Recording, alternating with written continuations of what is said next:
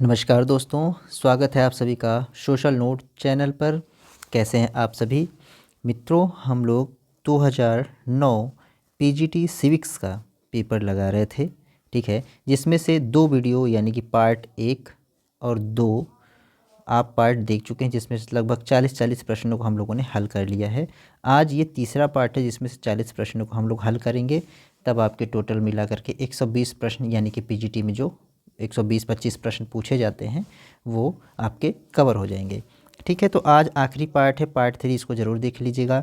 और अगर पहले की वीडियो आप लोगों ने नहीं देखी है तो यहाँ ऊपर आई बटन में आपको वो वीडियोस मिल जाएंगी। ठीक है, पूरी प्लेलिस्ट बनी हुई है, आप प्लेलिस्ट जाएंगे तो पीजीटी सिविक्स ओल्ड ईयर देखेंगे अगर अपना, तो वहाँ पर मिल जाएगा। टीजीटी का भी आपको मिल जाएगा। और जल्द ही आपके लिए यूजीसी नेट का पेपर की भी व्यवस्था की जा रही है। साथ ही साथ असिस्टेंट प्रोफेसर के जो एग्ज़ाम होते हैं, जीआईसी है आपका, ठीक है, इसके बाद जो जीडीसी का पेपर है, ये सारे पेपर आपको जल्द ही देखने को मिलेंगे। टाइम टू टाइम आपको वो सब मिलता रहेगा। ठीक है, तो शुरुआत करेंगे आज के वीडियो की और देखा जाएगा आज का पहला प्रश्न। फटाफट सभी लोग जुड़ जाइए ताकि हम लोग वीडियो को स्टार्ट कर सकेंगे। ठीक है, तो देखेंगे पहला प्रश्न आज का 85वां क्वेश्चन है, 85 से शुरू होगा कि भारतीय संविधान के किस अनुच्छेद के अंतर्गत अस्पृश्यता, देखिएगा ये सब बहुत ही अच्छे से प्रश्न पूछता है और कई तरीके से पूछता है। अस्पृश्यता का अंत उसकी किसी भी रूप में आचरण निषिद्ध है। ठीक है, जो भारतीय संविधान का जो एक शब्दावली है उसको पढ़ेंगे तो बहुत अच्छा लगेगा, उसका अर्थ समझेंगे तो आपको समझ में आएगा। ठीक है, तो अनुच्छेद 16 है, 17 है, 18 है या 19 है। अस्पृश्यता का अंत की बात कर रहा है या उसका किसी भी रूप में आचरण, आचरण का मतलब है कि किसी भी रूप में उसका प्रयोग करना या किसी को उसके आधार पर जो है व्यवहार करना। आचरण मतलब व्यवहार जो है, आप अगर उसके आधार पर किसी से ऐसा व्यवहार करते हैं वो भी निषिद्ध करना, यानी कि उस पर रोक लगाती है। कौन सा ऐसा अनुच्छेद है जो इस पर रोकथाम करती है?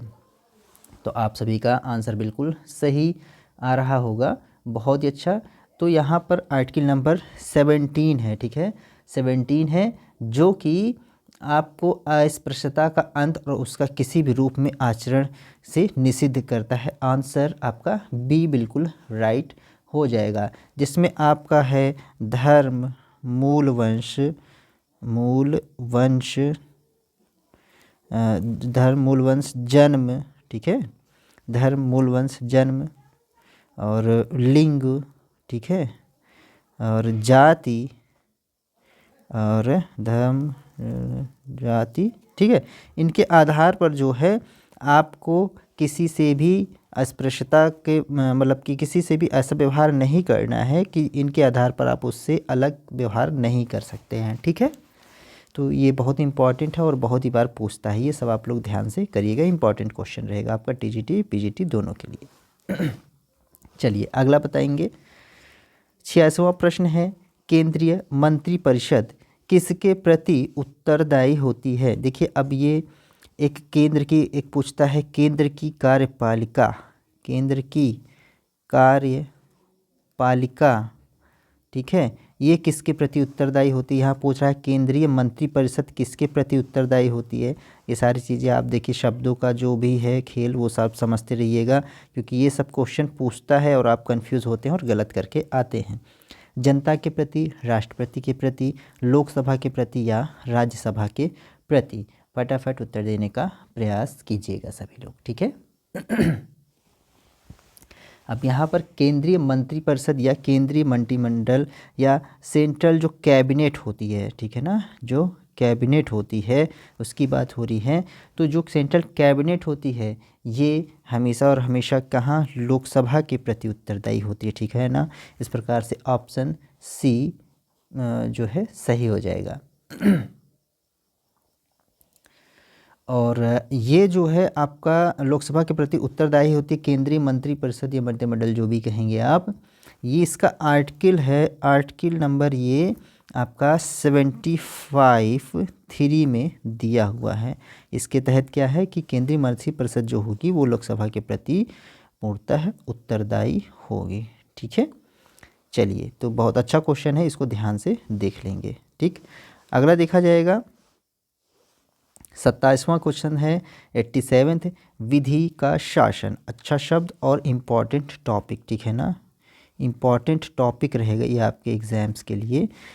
आधुनिक संकल्पना को निरूपित करने का श्रेय किसको दिया जाए? जो विधि का शासन है उसका आधुनिक संकल्पना कौन निरूपित करता है? अरस्तु को, मॉन्टेस्क्यू को, एविडाइसी को या हेराल्डास्की को? फटाफट उत्तर दीजिएगा। 87th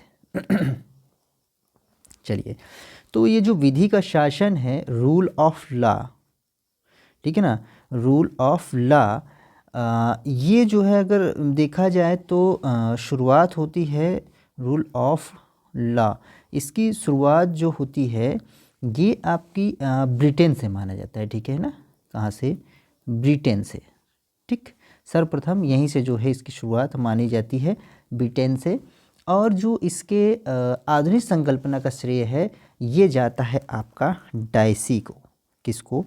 एवी डाइसी को। ऑप्शन यहाँ पर सी हो जाएगा। अब जो लोग नहीं जानते रहेंगे मॉन्टेस्क्यू मार के चले आएंगे, ठीक है। तो ध्यान देने वाली बात है, आधुनिक संकल्पना की बात कर रहा है। किसकी? आधुनिक संकल्पना की बात कर रहा है, ठीक है। इंपॉर्टेंट क्वेश्चन रहेगा ये भी आपके लिए, बहुत ध्यान से लगाइएगा। जो मैं बताता हूँ इंपॉर्टेंट, तो इंपॉर्टेंट के तरीके उसको ट्रीट करिएगा प्लीज़, है ना। अगला देखें, 28वां क्वेश्चन 88th क्वेश्चन है, संविधान में राष्ट्रपति को राजभाषा से संबंधित सलाह देने के लिए एक आयोग की नियुक्ति का उपबंध है, ठीक है। यह किस अनुच्छेद में निहित है? देखिए, सलाह से संबंधित बात है ये। अनुच्छेद 343, 344, 345 या 346। राजभाषा से संबंधित सलाह देने के लिए एक आयोग की नियुक्ति का उपबंध होता है। यह कौन से आर्टिकल में है? 88वां क्वेश्चन, इसका आंसर दीजिएगा। चलिए, बहुत ही अच्छा है, बिल्कुल सही है। तो यहाँ पर बिल्कुल सही आंसर आ रहा है बी। आप देखेंगे तो आर्टिकल नंबर 344 के तहत, ठीक है ना, आर्टिकल नंबर 344 के तहत जो है आपका एक राष्ट्रपति को जो है राजभाषा से संबंधित सलाह देने के लिए एक सलाहकारी 30 सदस्यीय, ठीक, कितना? 30 सदस्यीय कमेटी गठित की जाती है, या बोलेंगे आयोग या कमेटी, जो भी बोल दें। 30 सदस्यीय एक कमेटी गठित होती है जिसमें से, ठीक है, जिसमें से आपके लोकसभा और राज्यसभा दोनों के प्रतिनिधियों को शामिल किया जाता है। जिसमें से लोकसभा से 20 सदस्य, ठीक है, और राज्यसभा से आपके 10 सदस्य शामिल होते हैं।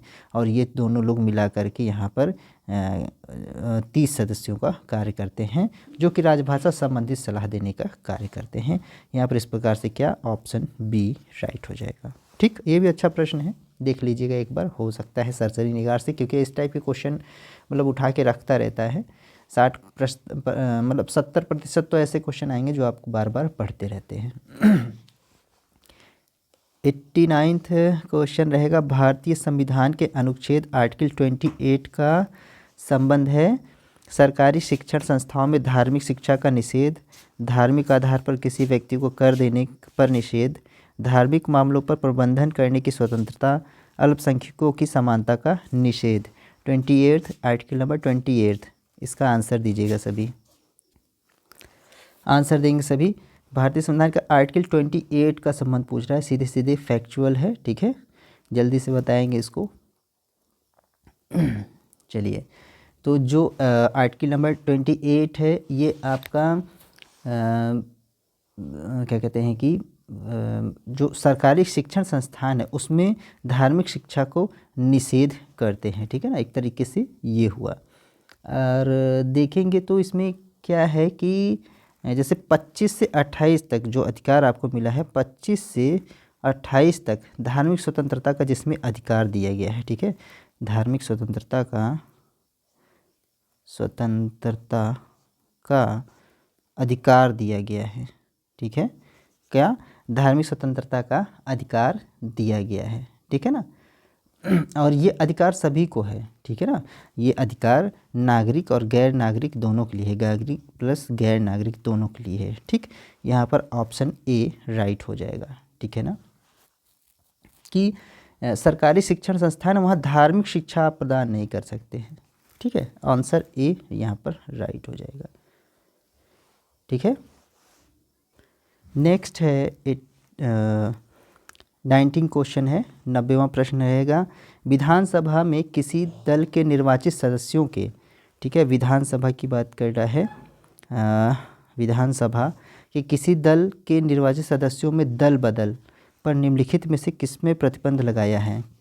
किसने प्रतिबंध लगाया है? संविधान का 52वां संविधान संशोधन, जनप्रतिनिधित्व का कानून, संविधान का 42वां संशोधन या संविधान का 74वां संशोधन। देखिएगा 90 क्वेश्चन आंसर दीजिएगा सभी लोग।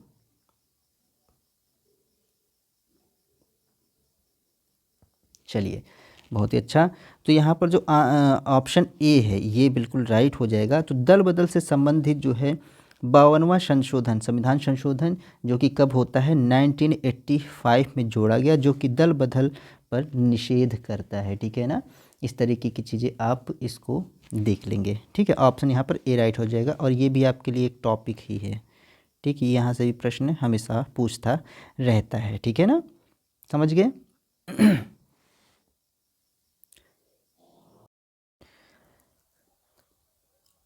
अगला प्रश्न देखा जाएगा, 91वां क्वेश्चन है, किस संविधान संशोधन के द्वारा यह व्यवस्था हुई कि किसी मंत्रिमंडल में मंत्रियों की कुल संख्या सदन की कुल संख्या के 15%, ठीक है, से अधिक नहीं हो सकती। कितना? 15% से अधिक नहीं हो सकती है।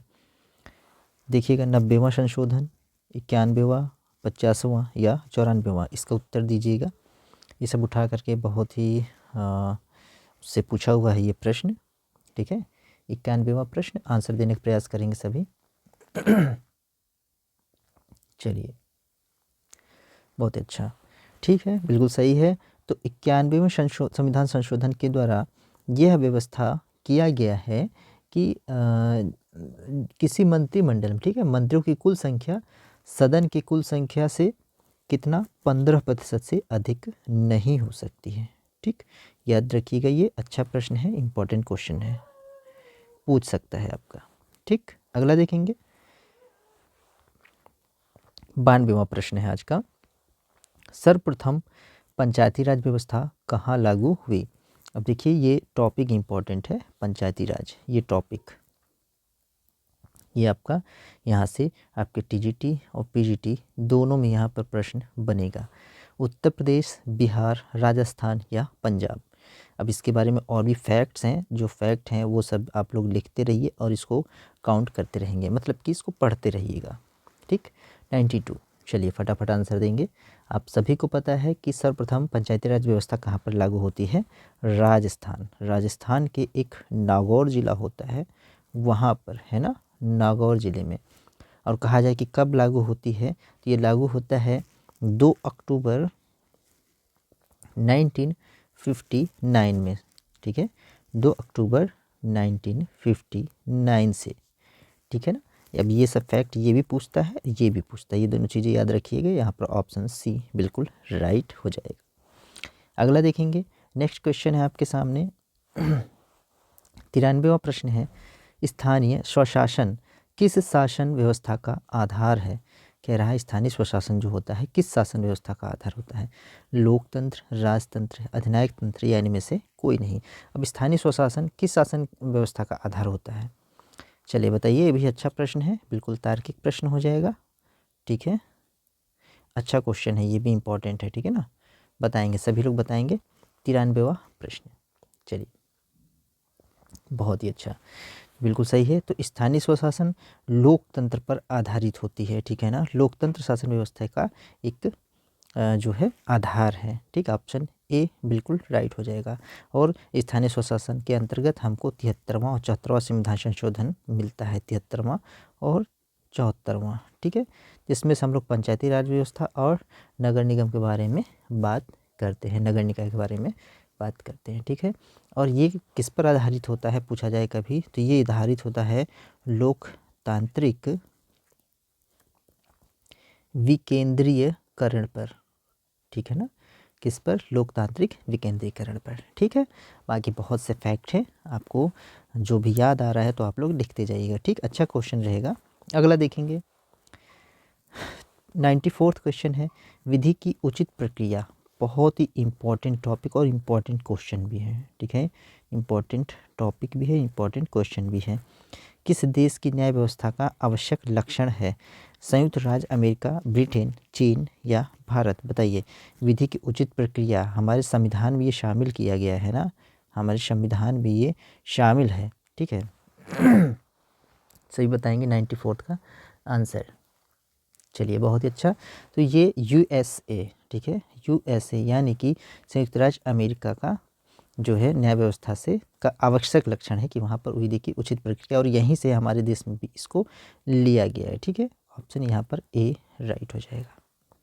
अगला प्रश्न देखेंगे 95 95वां प्रश्न है, अमेरिकी संविधान द्वारा किसकी शक्तियाँ निश्चित कर दी गई हैं? अमेरिकी संविधान ने किसकी शक्तियाँ निश्चित कर दी गई हैं? संघ की, राज्यों की, एक और दो दोनों की, या किसी की भी नहीं? अमेरिकी संविधान की बात कर रहा है और शक्तियों की निश्चितता की बात कर रहा है, बोल रहा है संघ की, राज्यों की।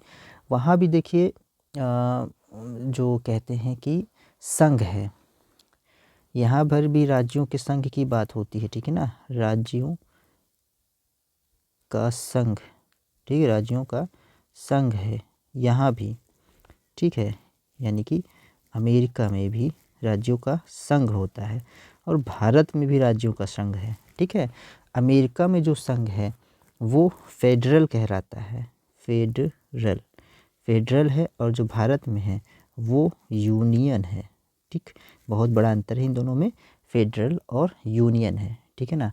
तो देखिएगा फेडरल में क्या है, ये किसी व्यवस्था के तहत एक दूसरे से जुड़े होते हैं, ठीक है, किसी एक प्रॉमिस के तहत जुड़े होते हैं, ठीक है ना, किसी प्रॉमिस के तहत, और ये जो है प्रॉमिस के तहत नहीं जुड़े होते हैं, ठीक है। चलिए, तो यहाँ पर जो है 95 का आंसर आप सभी का बिल्कुल ठीक आ रहा है कि संघ की जो है क्या कहते हैं कि शक्तियों को निश्चित कर दिया जाता है, ठीक है। यहाँ पर ऑप्शन ए बिल्कुल राइट हो जाएगा, सभी का उत्तर ठीक आ रहा होगा। अगला प्रश्न देखा जाएगा, अच्छा क्वेश्चन है, ठीक है, ये सब कॉम्पिटिटिव पॉलिटिक्स का प्रश्न है, ठीक है। नेक्स्ट है आपके सामने 96 क्वेश्चन, किस देश में प्रत्यक्ष प्रजातंत्र है? प्रत्यक्ष प्रजातंत्र किस देश में है? भारत, संयुक्त राज्य अमेरिका, ब्रिटेन, स्विट्जरलैंड। अब ये प्रश्न as it is repeated question है, ठीक है ना, रिपीट करता है ये, इसलिए इसको याद रखिएगा। चलिए फटाक से बताएंगे सभी। चलिए बहुत ही अच्छा। तो यहाँ पर कौन है? स्विट्ज़रलैंड। कई बार ये प्रश्न पूछता है और एज इट इज़ पूछता है, ऑप्शन डी राइट हो जाएगा, ठीक है। रिपीटेड क्वेश्चन होता है ये बिल्कुल इसी तरीके से पूछता ही है, इसमें कोई फेरबदल नहीं।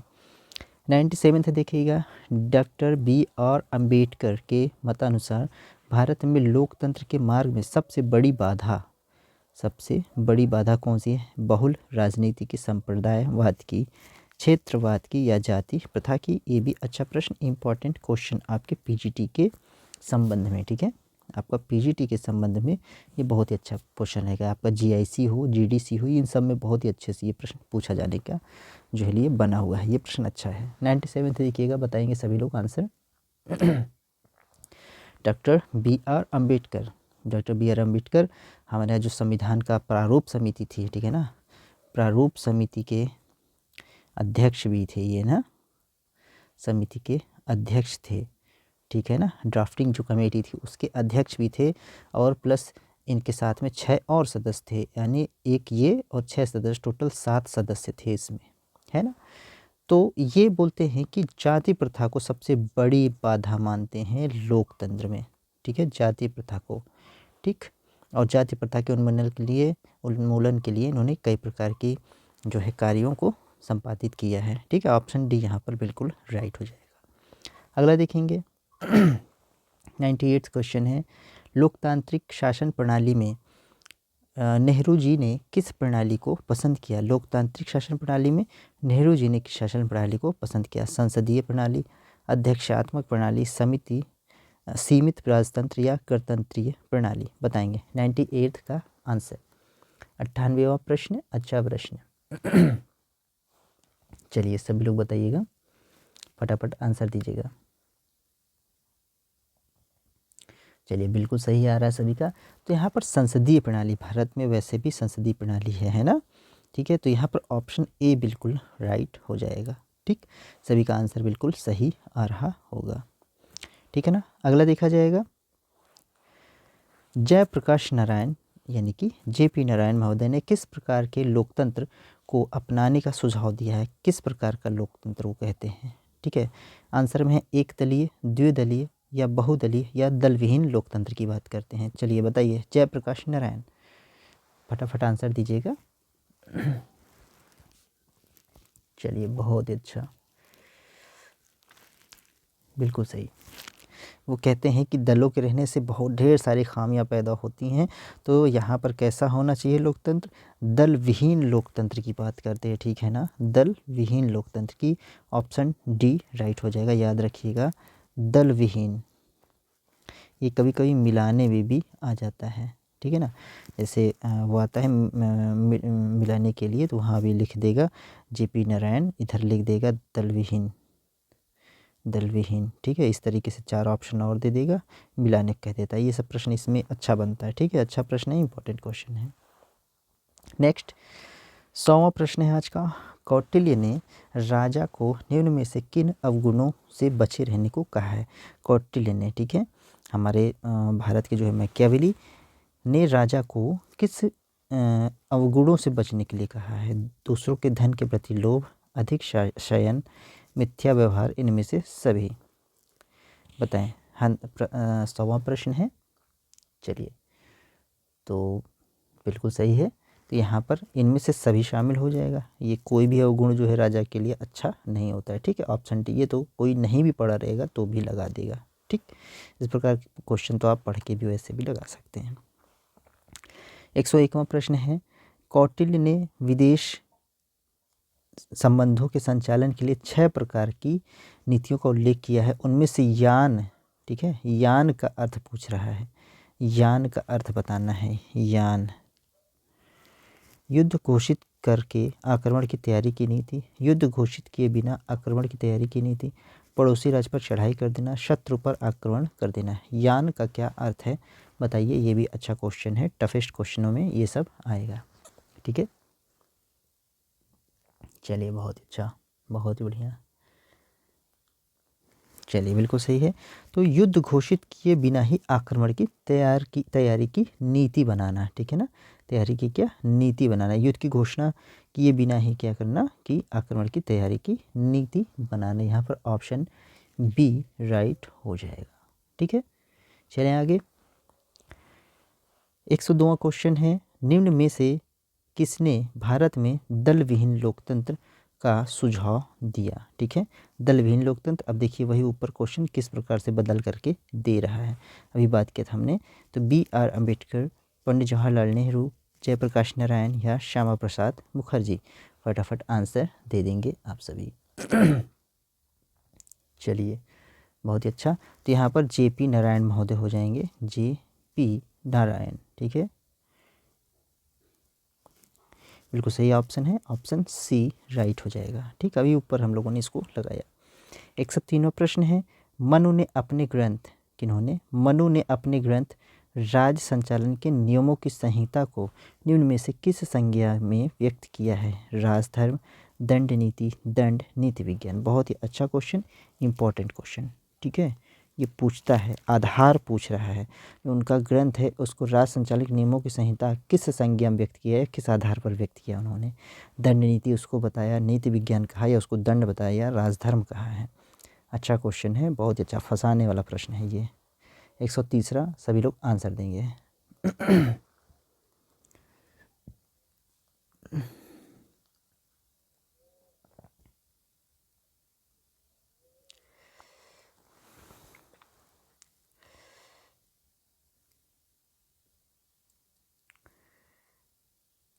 चलिए बहुत ही अच्छा,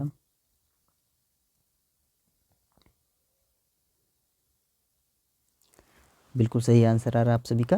तो यहाँ पर दंड नीति की बात करते हैं ना, दंड नीति, ऑप्शन यहाँ पर बी राइट हो जाएगा। ठीक है, दंड नीति की बात, दंड नीति की संज्ञा को ये व्यक्त करता है।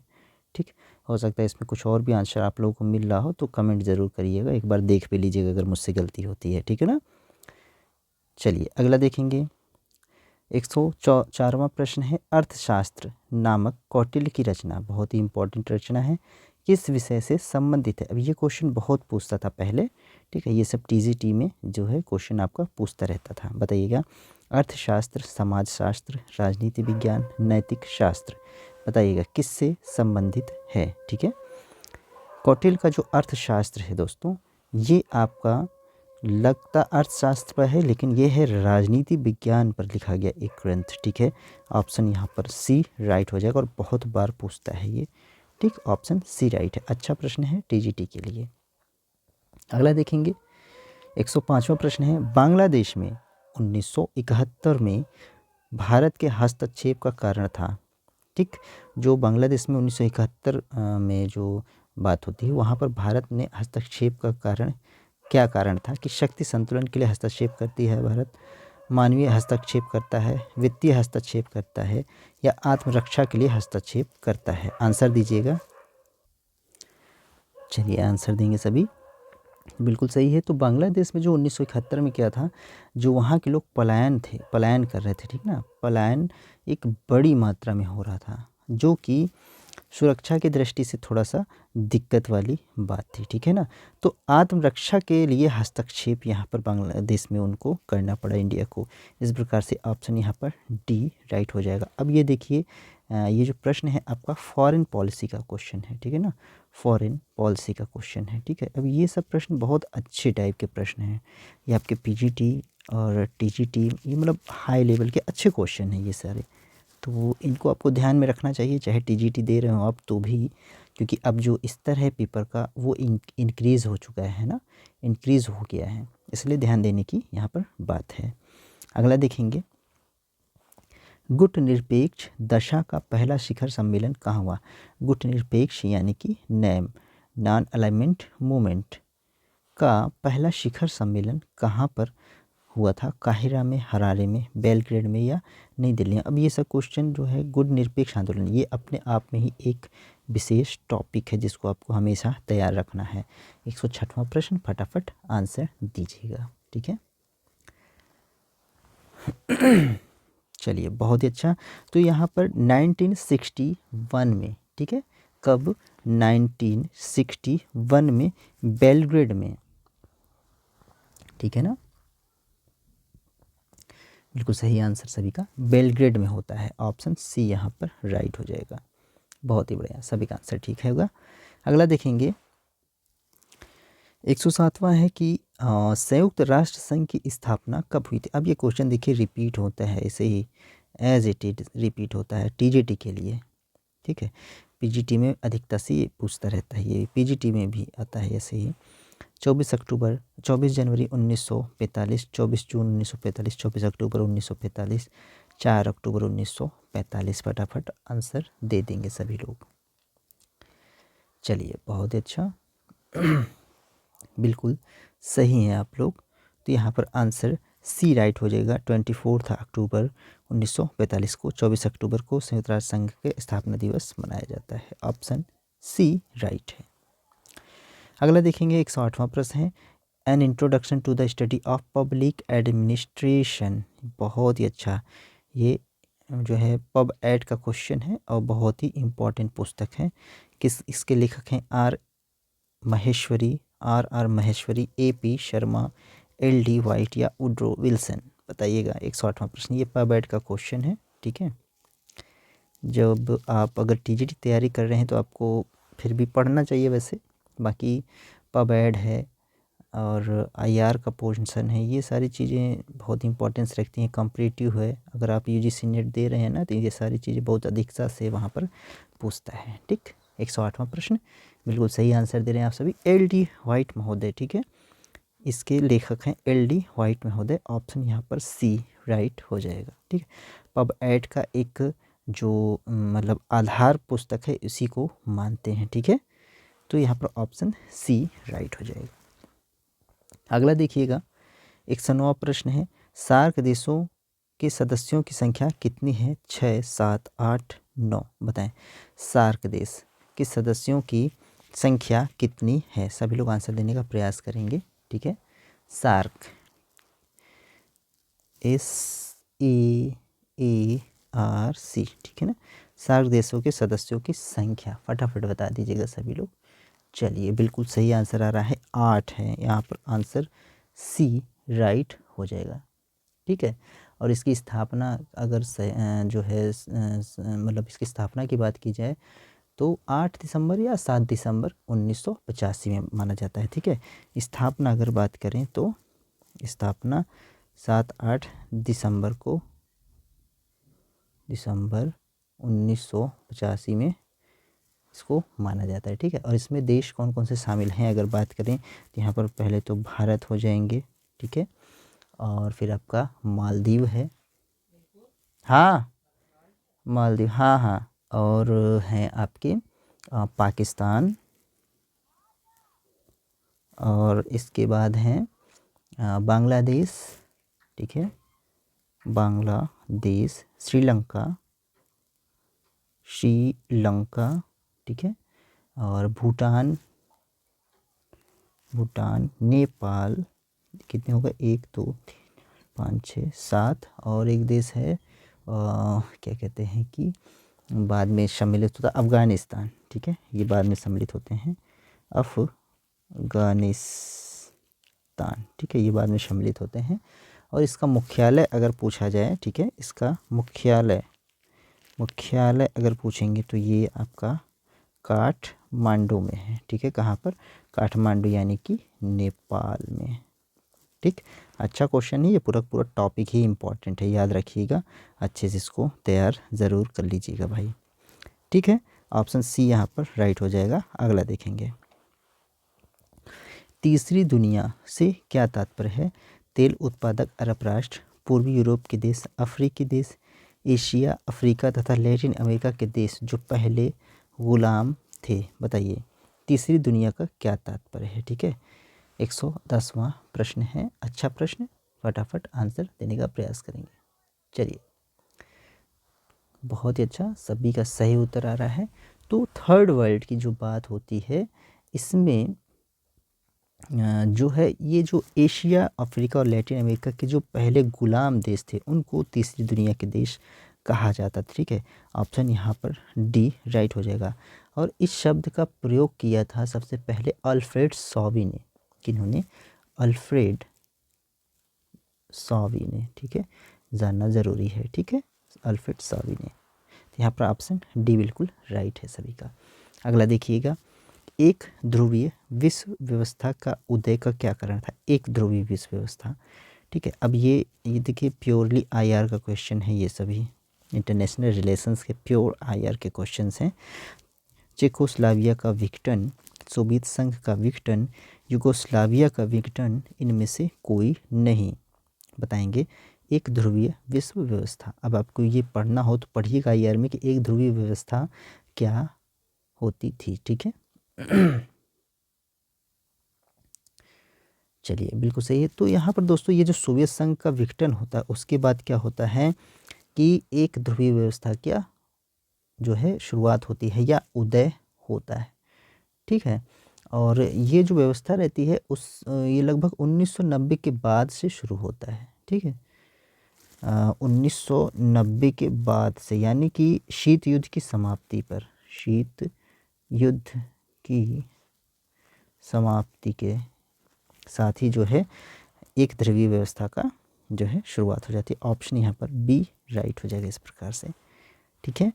अगला देखेंगे, नेक्स्ट क्वेश्चन है 112वां प्रश्न है, पॉलिटिक्स एमंग नेशन। बहुत ही इंपॉर्टेंट पुस्तक, बिल्कुल इंपॉर्टेंट मेरी तरफ से, चाहे टीजीटी रहेगा और चाहे पीजीटी रहेगा या अन्य कोई एग्ज़ाम, वहाँ हमेशा पूछा जाता है ये।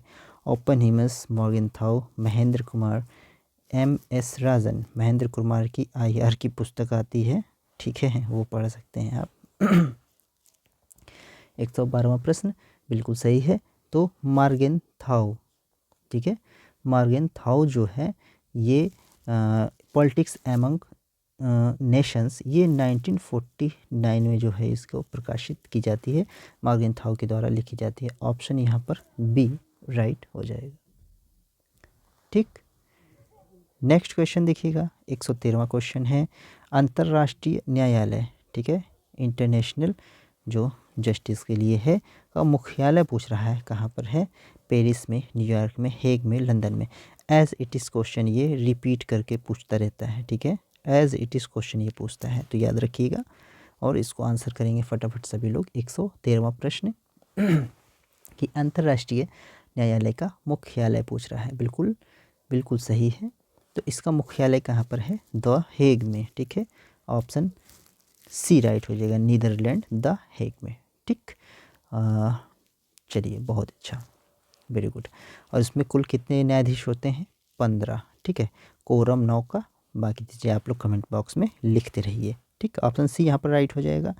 देखेंगे अगला प्रश्न, 114वां प्रश्न है, सार्क संगठन का 15वां शिखर सम्मेलन अगस्त 2008 में कोलंबो में संपन्न हुआ, इसकी विषय वस्तु क्या थी। अब देखिए ये क्वेश्चन जब बना हुआ था तो ये 2009 का पेपर है और इसने करंट के हिसाब से 2008 की बात उठाई है। तो अब आपको समझना ये है कि अब जैसे हम लोग 2023 में अगर देंगे पेपर या 24 में देंगे तो आपको कितनी घटनाओं को याद रखना है, आपको 22, 21, 22, 23 ये सारी घटनाओं को याद रखना है। यानी कि करंट जो है बहुत इंपॉर्टेंट होता है, जो भी पीजीटी दे रहे होंगे उनको तो बिल्कुल से याद रखना चाहिए सारी चीज़ें, ठीक है।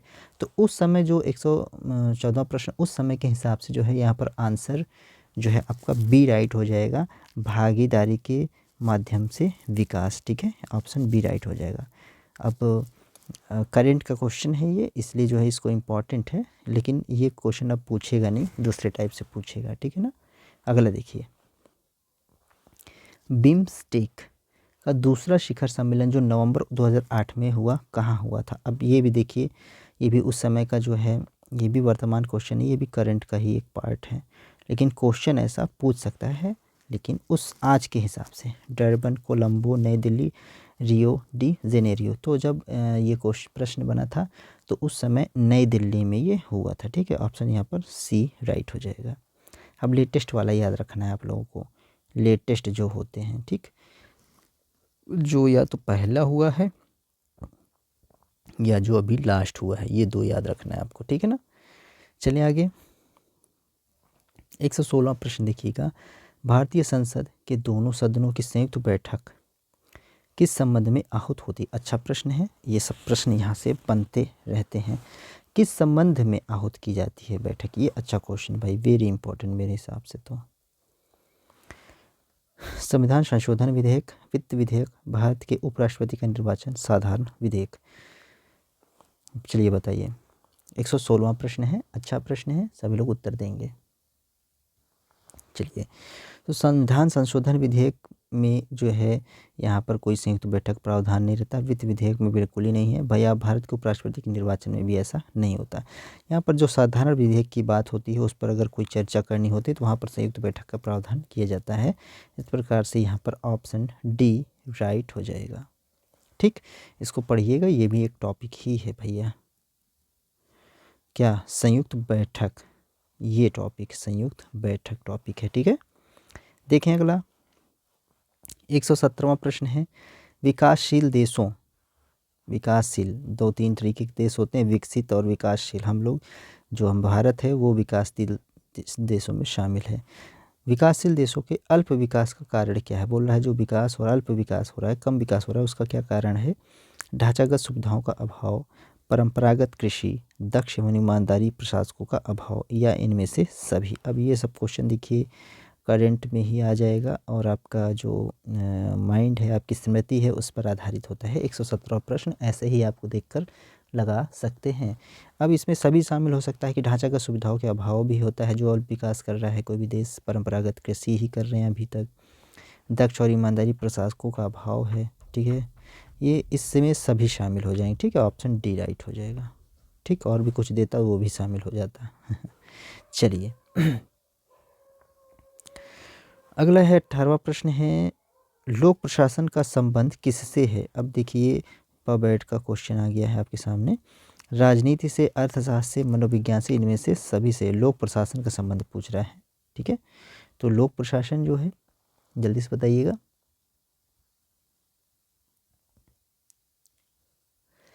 चलिए बिल्कुल ठीक है। अब यहाँ पर ऑप्शन जो है डी राइट हो जाएगा, इनमें से सभी से होगा। अब लोक प्रशासन किसी भी क्षेत्र में वर्क करता है ना, राजनीति में, अर्थशास्त्र में, मनोविज्ञान में, सभी में जो है वर्क करता है, ठीक है। और भी कई जो सामाजिक विज्ञान है, क्या कहते हैं, समाजशास्त्र है, इन सभी में जो है लोक प्रशासन का संबंध होता है, ठीक है। ऑप्शन यहाँ पर डी राइट हो जाएगा इस प्रकार से, ठीक है। अगला देखिएगा, पोस्ट कॉर्प, ये भी प्योर जो है पबैट का क्वेश्चन है, ठीक है। ये भी प्योर पबैट का क्वेश्चन है कि पोस्ट कॉर्प दृष्टिकोण की आलोचना निम्न में से किसने की है? हेनरी फ्योल, लेविस मेरियम और उर्विक, या इनमें से सभी ने? जो पोस्ट कॉर्प है ये लूथर गुलिक के द्वारा जो है बनाया जाता है, लूथर गुलिक के द्वारा, ठीक है ना, बनाया जाता है ये पोस्ट कॉर्प की अवधारणा को। ये पूछ रहा है कि कौन इसकी क्या करता है, आलोचना करता है। 119वां प्रश्न है, फटाफट आंसर दीजिएगा। चलिए, तो यहाँ पर इसकी आलोचना लेविस मेरियम, बिल्कुल सही आंसर आ रहा है, लेविस मेरियम करते हैं, ठीक। ऑप्शन यहाँ पर बी राइट हो जाएगा, ठीक। बाकी पोस्ट कॉर्प का एक एक का जो है मतलब होता है, इस संगठन की जो बात होती है वहाँ पर ये चीज़ें आती हैं। अब इसको आप लोग लिखिएगा, इसको डिस्क्राइब करिएगा, पोस्ट कॉर्प क्या चीज़ होता है, ठीक। अगला देखेंगे, 120वां प्रश्न है, लोक प्रशासन को अध्ययन के विषय के रूप में प्रारंभ करने का श्रेय किसको प्राप्त है? लोक प्रशासन को अध्ययन के विषय के रूप, मतलब एक विषय के रूप में जो है इसको प्रारंभ करने का श्रेय किसको जाता है? एल.डी. वाइट को, विलोबी को, मेरी पार्कट फॉलेट को, वुड्रो विल्सन को। फॉलेट बताएंगे। 120वां प्रश्न, ये भी पबैट का प्योर क्वेश्चन है, ठीक है। चलिए, बहुत ही अच्छा। तो यहाँ पर दोस्तों वुड्रो विल्सन को जाता है, ठीक है ना, ऑप्शन डी राइट हो जाएगा। वुड्रो विल्सन को लोक प्रशासन जो है उसको एक अध्ययन के विषय के रूप में इन्होंने प्रयोग करना प्रारंभ किया था। इस प्रकार से यहाँ पर ऑप्शन डी राइट हो जाएगा, ठीक है। आंसर डी राइट हो जाएगा। चलिए अगला, 121वां प्रश्न है कि लोक प्रशासन में लोक का तात्पर्य क्या है, ठीक है। ये भी अच्छा प्रश्न है, इंपॉर्टेंट है। ये सब क्वेश्चन आपसे डायरेक्टली टीजीटी पीजीटी में दोनों में पूछ सकता है। जनता, समाज, कार्यपालिका या सरकार, पूछ रहा है लोक प्रशासन में लोक का तात्पर्य क्या है। जो भी बंधु पीजीटी दे रहे हो खासकर, वो उनको मैं बता दूं कि जो पबैड है, पब्लिक एडमिनिस्ट्रेशन, मतलब ये जो लोक प्रशासन है और प्लस आपका अंतर्राष्ट्रीय राजनीति का जो विषय है, ये दोनों आप लोग मतलब जो भी फैक्चुअल चीज़ें हैं वो सब पढ़ते रहिएगा, ठीक है ना। फैक्चुअल चीज़ें पढ़ते रहिए, क्योंकि बहुत डीप जा कर के क्वेश्चन यहाँ से नहीं बनता है, बट हाँ ऊपरी सारे क्वेश्चन यहाँ से बन जाते हैं। और लगभग 125 अगर प्रश्न आ रहे हैं तो आपका पब एड और इससे लोक प्रशासन से मिला कर, पब एड और आईआर से मिला करके कम से कम आपको 20 से प्लस क्वेश्चन यहाँ पर मिलने की संभावना होती है। और यही प्रश्न हैं जो आपको आगे पीछे करते हैं, क्योंकि बाकी चीज़ें सभी पढ़ते हैं, ठीक। लोक प्रशासन में जो लोक का अर्थ है, बिल्कुल सही बता रहे हैं आप लोग, जनता। ऑप्शन ए यहाँ पर राइट हो जाएगा, ठीक है। अगला देखेंगे, 122वां प्रश्न है। अभी कुछ प्रश्न और बचे हैं, 125 तक प्रश्न है, 3-4 क्वेश्चन है, उसको करके आप लोग आराम से खाना वाना खाइए, ठीक। नवीन लोक प्रशासन मुख्यतः संबंध है, नव लोक प्रशासन या नवीन लोक प्रशासन विकासशील देशों की प्रशासनिक व्यवस्था से, प्रशासनिक व्यवस्था की उत्पादकता से, प्रशासनिक व्यवस्था के आधिकारिक तंत्रीकरण से, या लोक प्रशासन के मानवीय अभिमुखन से। बताएंगे नवीन लोक प्रशासन किस चीज़ से संबंधित है। 122वां क्वेश्चन, अच्छा क्वेश्चन, ये बार बार पूछता है, इंपॉर्टेंट है, ठीक है। पीजीटी वाले एकदम ध्यान से देखेंगे इसको, अच्छा बताएंगे, सभी लोग बताइएगा। 122वां प्रश्न है, चलिए बिल्कुल सही है। तो यहाँ पर लोक प्रशासन का जो मानवीय अभिमुखन है, ठीक है, मानवीय अवधारणा के आधार पर इसको देखा जाता है। ऑप्शन यहाँ पर डी राइट हो जाएगा। इसको और अच्छे से पढ़िएगा, नवीन लोक प्रशासन, तो आपको ये समझ में आ जाएगा। ये एक टॉपिक है, ठीक है ना, ये आपके लिए एक टॉपिक ही है। अगला देखिएगा, 123वां प्रश्न है, लूथर यानी कि लूथर गुलिक इनका पूरा नाम है। लूथर गुलिक ने संगठन के सिद्धांतों को पोस्ट कॉर्प शब्द में अभिव्यक्त किया है। इसमें CO का क्या अर्थ होता है? कॉरपोरेशन, कोऑपरेशन, कोऑर्डिनेशन या कंपनी से बताइए। पोस्ट कार्ड में CO इसका मतलब पूछ रहा है, ये जो है CO। चलिए, बिल्कुल सही आप बता रहे हैं। तो जो ये को का मतलब होता है, ये होता है आपका कोऑर्डिनेशन से, ठीक है ना, क्या कोऑर्डिनेशन से संबंधित होता है, यानी कि ऑप्शन C राइट हो जाएगा। कोऑर्डिनेशन से ऑप्शन C राइट हो जाएगा, ठीक है। चलिए अगला देखेंगे। 124वां प्रश्न है आज का, कौन सी सत्ता प्रत्यायोजित नहीं की जानी चाहिए? वित्त संबंधी शक्ति, नियम बनाने की शक्ति, नीति निर्धारण करने की शक्ति, या इनमें से कोई भी नहीं। चलिए बिल्कुल सही आंसर दीजिएगा सभी लोग। तो इसमें से दोस्तों सही उत्तर हो जाएगा इनमें से कोई भी नहीं, ठीक है। ऑप्शन यहाँ पर D राइट हो जाएगा। अब आप लोगों को ये बताना है कि कौन सी सत्ता को प्रायोजित नहीं की जानी चाहिए, तो इनमें से तो कोई नहीं है, ठीक है ना, ऑप्शन D। अब आप बताइएगा, जो है कमेंट में आप लोग बताइएगा इसको, ठीक। अगला देखेंगे और आज का आखिरी प्रश्न देखा जाएगा, ठीक है ना। देखते हैं 125वां प्रश्न है, राजनीतिक यथार्थवाद। ये क्वेश्चन प्योरली IR का प्रश्न है, इंटरनेशनल रिलेशन या अंतर्राष्ट्रीय जो है का प्रश्न है, ठीक है। इंटरनेशनल रिलेशन का, अंतर्राष्ट्रीय संबंध का, कि मुख्य प्रवक्ता के रूप में किस विचारक को जाना जाता है? बताइएगा। जॉर्ज F कैनन, मॉर्गेनथाउ, टाइटिस्के या डेविड ईस्टन को? बताइएगा। राजनीतिक यथार्थवाद, राजनीतिक यथार्थवाद के पिता भी वो कहे जाते हैं, ठीक है। चलिए बिल्कुल सही आंसर आ रहा है आप सभी का, बहुत ही बढ़िया, सभी का आंसर आ रहा है। प्लीज़ आप लोग वीडियो प्लीज़ लाइक कर दिया करिए, और जितने भी नए बंधु हैं चैनल ज़रूर सब्सक्राइब कर लेना यार, सब्सक्राइबर की बहुत ज़रूरत है, सब्सक्राइब ज़रूर कर लीजिएगा प्लीज़, ठीक है। चलिए, तो यहाँ पर बिल्कुल सही बता रहे हैं, जो हैंस मॉर्गेनथाउ महोदय हैं, ऑप्शन यानी कि B यहाँ पर राइट हो जाएगा। ये राजनीतिक यथार्थवाद के प्रमुख प्रवक्ता माने जाते हैं या कहे जाते हैं। इनकी महत्वपूर्ण जो पुस्तक का नाम है वह क्या है? पॉलिटिक्स। ये जो है पूछता भी है, पॉलिटिक्स एमंग नेशंस, ठीक है, पॉलिटिक्स एमंग नेशंस, ठीक है। ये महत्वपूर्ण पुस्तक जो है इनकी पूछी जाती है, ठीक है। इसी में जो है अपना राजनीतिक यथार्थवाद के बारे में ये बताते हैं, याद रखिएगा, बहुत ही अच्छा इंपॉर्टेंट क्वेश्चन भी है ये पूछा जाता है, एज इट इज़ क्वेश्चन पूछता है ये, ठीक। तो याद रखिएगा, हैंस मॉर्गेनथाउ को राजनीतिक यथार्थवाद का प्रवक्ता या उसके जनक भी कहे जाते हैं, ठीक। तो ये था, आप लोग जो देख रहे थे ये 2009 का जो PGT का पेपर आप लोग लगाए थे, ठीक है ना। PGT का सिविक्स का पेपर था ये आपका, ठीक है। इसमें से पार्ट 1, 2, 3, 1, 2, 3 ये तीनों पार्ट कंप्लीट हो गया है अब, ठीक है। जो भी वीडियो नहीं देखा है वो पीछे जो है आप प्लेलिस्ट में जा कर के देख सकते हैं सारी वीडियोस को, अलग ही एक पूरा एक चैनल पर प्लेलिस्ट बनी हुई है, और भी वीडियोस पड़े हुए हैं TGT PGT के। और बाकी अब कल कोई नया पेपर उठाएंगे, उसको भी ले करके आएंगे, ठीक है। तो जितने भी बंधु हैं प्लीज़ पहले तो आप लोग लाइक कर दीजिएगा, वीडियो को शेयर कीजिएगा, ठीक है। साथ ही साथ आप लोग सब्सक्राइब ज़रूर करिएगा, सब्सक्राइबर की ज़रूरत है मित्रों, कितनी बार बता चुके हैं कि सब्सक्राइबर की बहुत ज़रूरत है। तो आप लोग प्लीज़ और प्लीज़ वीडियो अच्छा लगे तो शेयर करिए और सब्सक्राइब करिए, ठीक है।